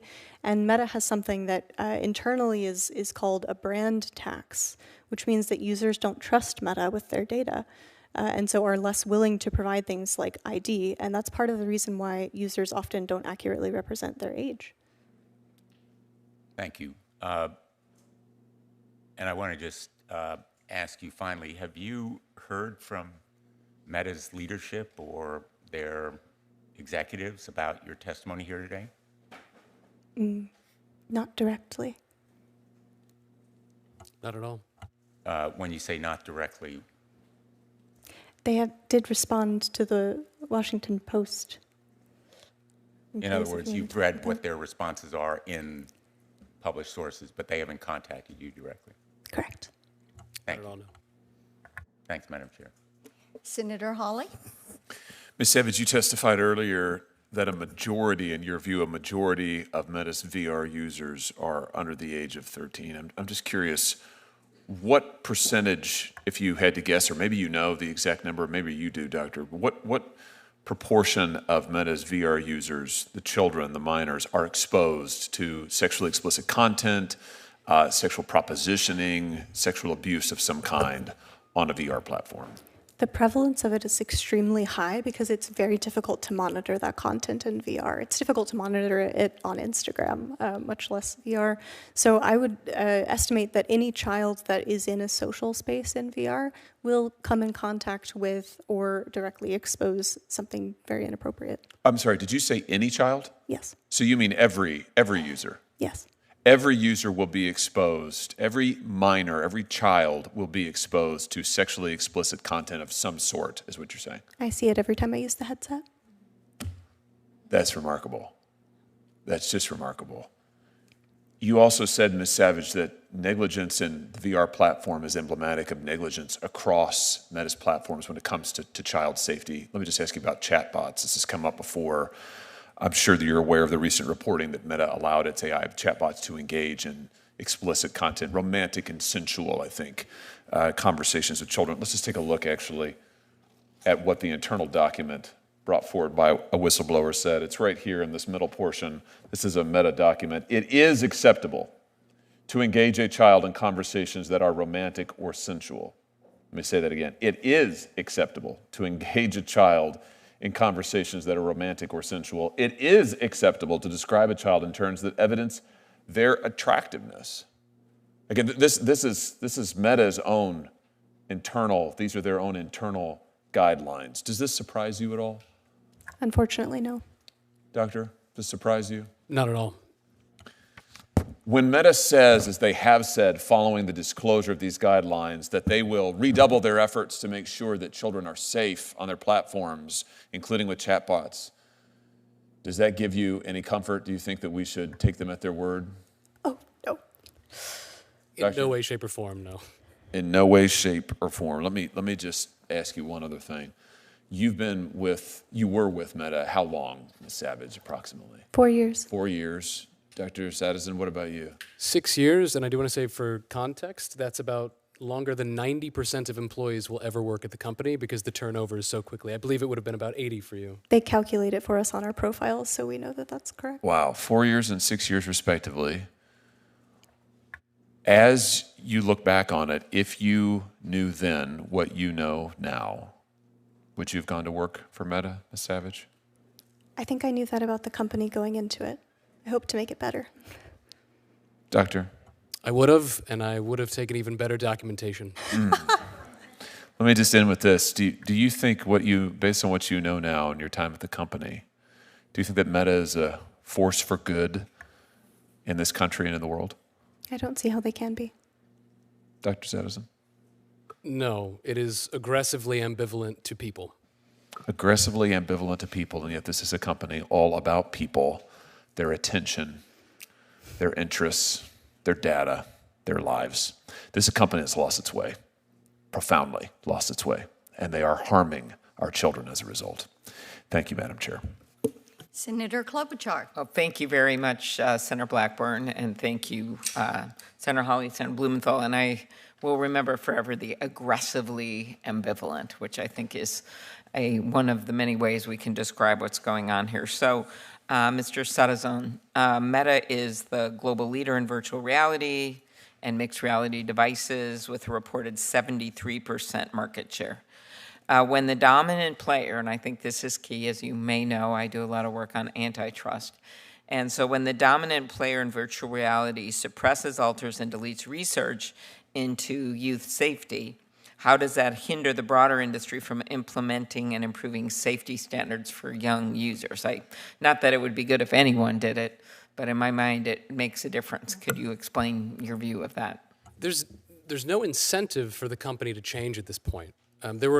Working internally at the company, there were consistent discussions about this, that we were too big to fail in this space. My own data that I've shared with you all has shown the sheer number of individuals that are focused only on Oculus platforms for VR. And one other thing that I do want to say that you would only understand if you work inside of these companies is that when you have such a major player that is sucking up all engagement and commercialization of this thing, you end up taking a lot of the engineers and the people that build for it that then have to abide by the rules, these unethical rules that they're forcing everyone to follow. And it creates this vacuum effect where then nothing can change. Mm-hmm. So it's harder for the other companies to access that, and then as well as they create almost this completely, already to me, unfair advantage by being so big. And then they also make it harder for the little ones to do it, because then they wouldn't even be competing on this very sad playing field where a lot of the goal has been to bring in these kids to get more advertising research. Not the only goal by far, but one of the goals. If I may, I also want to add that the advent of Meta's VR is so unique because the integration of billions of data points of content from social media has never existed. Meta is social first in VR, and so not only are they taking the entire gaming space, it's that now they're integrating Instagram content and Facebook content, which no other platform has, and it creates this system of virtual reality that it's not just gaming, it's everything, and no one understands the rules. Yep. Mr. Sarazan, you provided research results to the subcommittee that showed that 36% of users reported unwanted sexual advances either every time or often in virtual reality. Is it true that Meta stopped tracking information about unwanted sexual advances rather than enact safeguards against sexual harassment? It is true, and I also want to mention that they also obscured findings from study to study to limit that data being collected as well. Okay, and can you talk about the prevalence of sexual harassment on Meta's virtual reality platforms and whether Meta did enough to stop it? No, the prevalence. I would have to go back and look at statistics. I happily do a follow up for this. To my memory, to my recollections, it was about 10 to 20% of individuals across the board were experiencing sexual molestation, groping, solicitation, and it was significantly higher for women. This was something that I repeatedly went to management and leadership about, and was repeatedly told that it was we were underfunded. We could not develop the sort of safety tools or even basic education so that people would know that this just might be something they'd see. Education itself is very powerful because even if someone just knows that this is a possibility, you might have some sort of remediations or tools, even insufficient, in order to handle the problem. Mm-hmm. When I had something, then I had a question for you, Ms. Savage. Meta is worth almost $2 trillion. Are they not? Yeah, that's right, yes.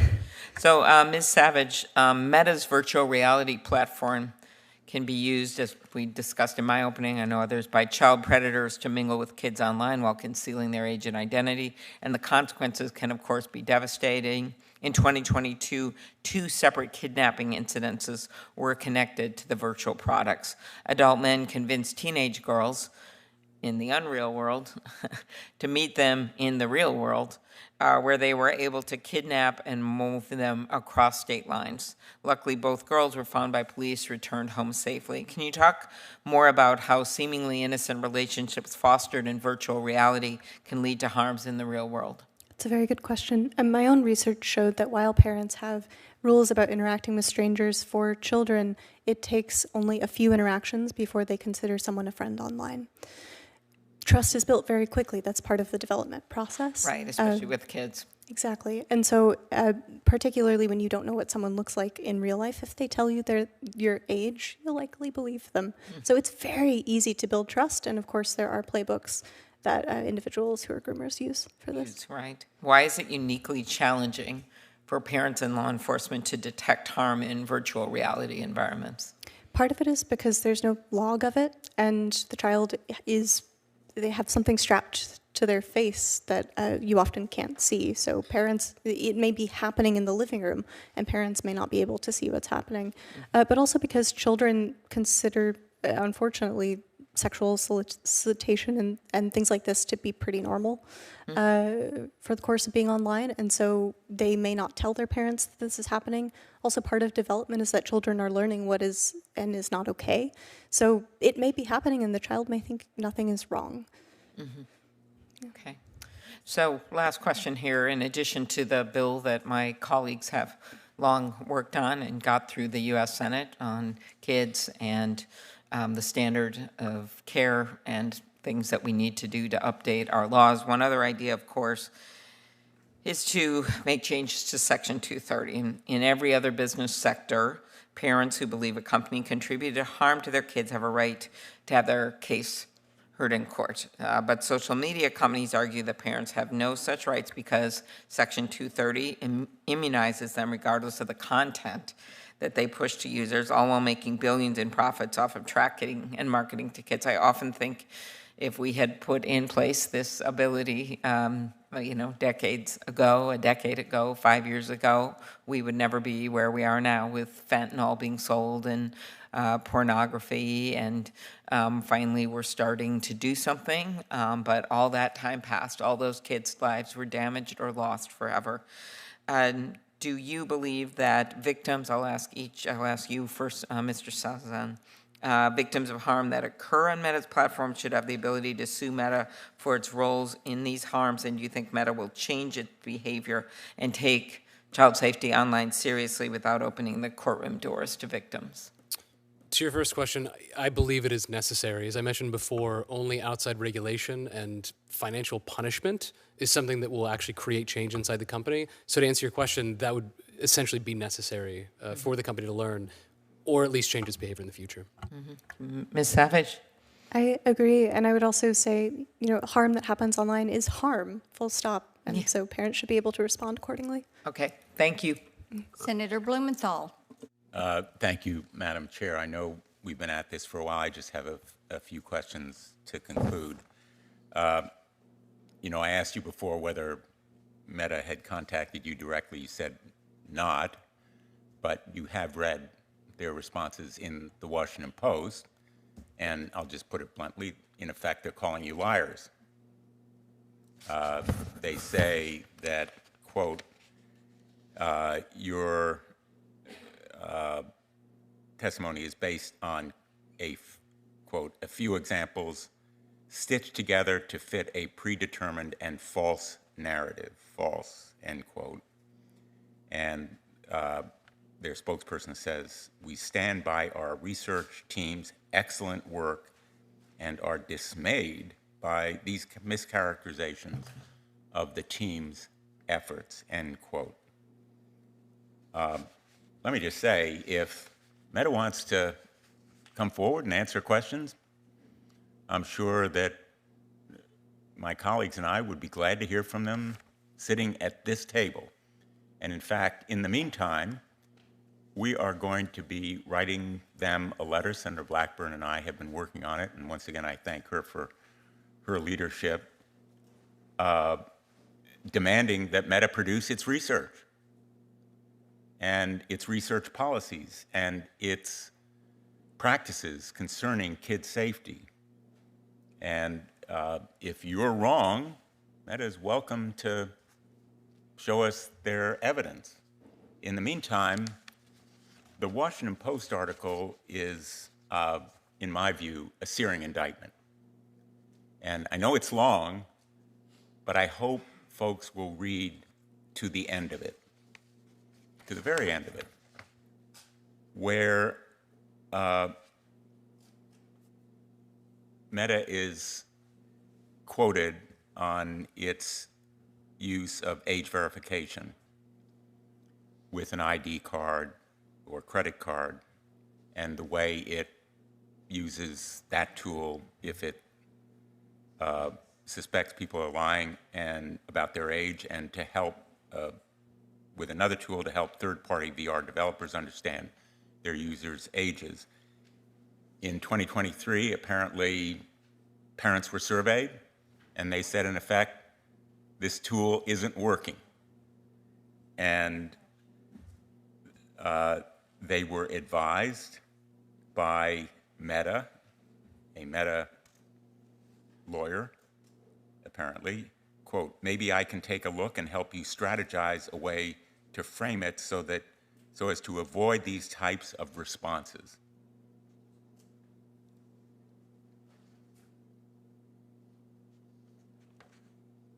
She advised they couldn't destroy the responses they'd already collected, but they could reduce or end these kinds of responses going forward. In other words, see no evil, hear no evil.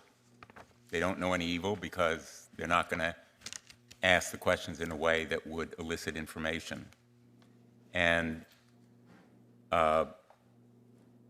the lawyer advised on another occasion, quote, I would just phrase it in a way to ensure that participants do not volunteer information about users under 13.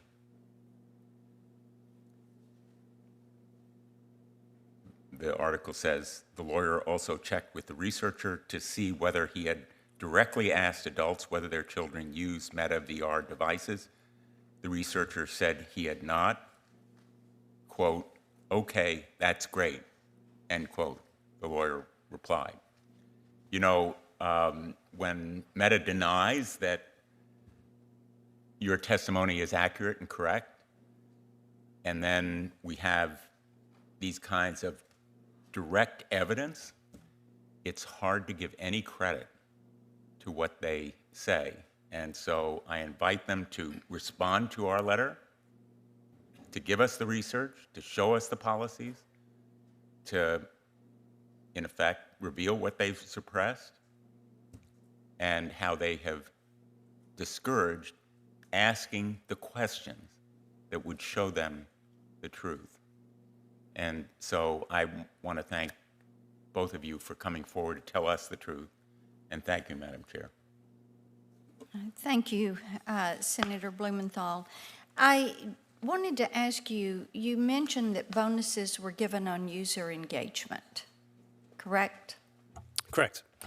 Were bonuses ever given for creating safety protocols? To answer that question, I was instructed over years for my safety and integrity work leading to protocols to be tied solely to engagement. So in my professional opinion, engagement is not the best measure of if people are safe. It's if people are safe. Yet from management and leadership, we were told repeatedly that safety initiatives had to be tied to user engagement. There you go. And did you get the sense that Mr. Zuckerberg was intimately involved in decision-making around the suppression of child safety research? Would it be helpful to describe what the company used to be like before 2021? I believe so. So when I joined the company in 2018, we used to do things called Zuck reviews. This is when Mark Zuckerberg would come to us or to a team and say, "Hi, I'd like you to do a presentation on marketplace safeties, Facebook dating, et cetera." When I joined in 2018, I would be in those reviews. I would make a slide. I was asked to contribute to those reviews. And magically, after Frances Haugen's disclosure in 2021, those Zuck reviews went away. Management and leadership still told us that they would have reviews with him about sensitive topics, but it was never directly stated if he saw your work. The reason that we were told from management and leadership was because they didn't want to have a trail of knowing that he was reviewing sensitive information. But because we were reviewed and our performance was reviewed on if higher-ups had seen this stuff, management would look at the two of us and say, hey, it's going up to the higher-ups. If it was the CTO, if it was the VP or anybody else, they would use their name. And if it went up to Mark Zuckerberg, they'd say, hey, it went up the chain to leadership. But I don't know if you had another example for that. After 2021, that's the only thing that changed. It's only the absence of Mr. Zuckerberg's name.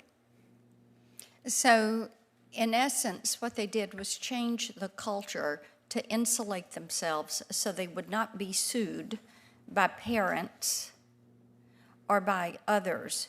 They suppressed the research. They used third-party vendors to put up a wall. And again, what we have seen them do is to put profit over children, and they have used children as a profit center when those children are online, regardless of the harms. I want to thank you all. You've been excellent witnesses, and we are very grateful.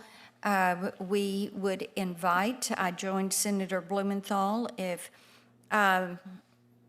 someone from Meta, and I'm sure they are all watching this and they're texting one another back and forth or signaling so they don't get caught, if they want to challenge what they've heard today, I would encourage them to come forward. I think that they see there is truly bipartisan anger, not only with Meta, but with these other social media platforms and virtual reality platforms and chatbots that are intentionally, knowingly harming our children. And this has got to stop. Enough is enough. We are intent on passing the Kids Online Safety Act. I think today has really laid out more of the reason for doing that.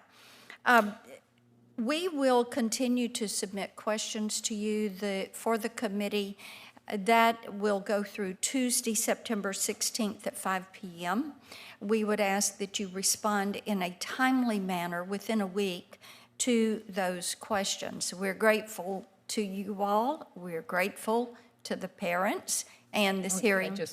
Yes, you go right ahead. I just want to thank you, Madam Chair, and our witnesses, and just to reiterate that the company can come before this subcommittee. They can provide us answers, but the best way to resolve this is to get this bill passed, to realize there's more and more senators that are interested in going even farther, and that this is a reality on this committee right now, including with the chair and ranking member of the entire Judiciary Committee, and that they need to start taking this seriously, if not for us and whatever power we have. The fact that we were able to get some bills passed over the last few years, not nearly as much as we want, that they have to understand that we are very serious about this, and that this hearing and your willingness to come forward, the family's willingness to come forward, can make change. It's just a question if they want to have any input in it, or if they just want to make anonymous or spokesperson comments about it without actually being willing to come forward. And so we're ready to talk to them, but mostly we want to get something done. We're tired of the talk. Yep. Hearing adjourned. Thank you. Thank you.